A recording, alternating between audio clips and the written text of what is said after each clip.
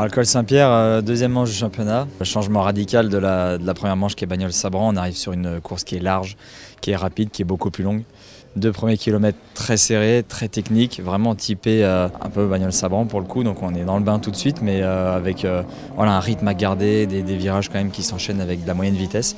Et puis au bout de ces 2 kilomètres là, on passe sur 3 km et quelques de fou, des très hautes vitesses, des enchaînements en 4, en 5, en 6. Et il faut oser croire en nos voitures, oser croire en l'aéro. Et voilà, les autos sont capables de le faire. C'est le pied droit et la tête des pilotes qui sont malheureusement souvent un petit peu plus difficiles à emmener au bout. Et donc c'est vraiment une course qui est pas évidente, mais c'est une course qu'on prend un plaisir de fou parce qu'avaler 5 km comme ça, sur une route si belle, c'est ce qui fait la beauté de notre discipline, quoi.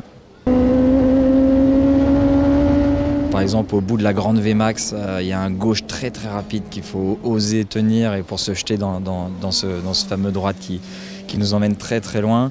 Donc ça, on arrive vraiment à des vitesses à plus de 240 km/h. Donc c'est des virages où le moindre relâchement du pilote fait perdre énormément. Et ensuite, sur le haut du parcours, on est un petit peu les pneus chauds, la mécanique est chaude, physiquement on a déjà un petit peu subi. Et voilà, il faut rien lâcher avec des enchaînements, avec des freinages très appuyés. Et puis par exemple le freinage très appuyé à gauche avec un casse à droite où on sort très très proche du rail. Et voilà, ça c'est le haut du parcours.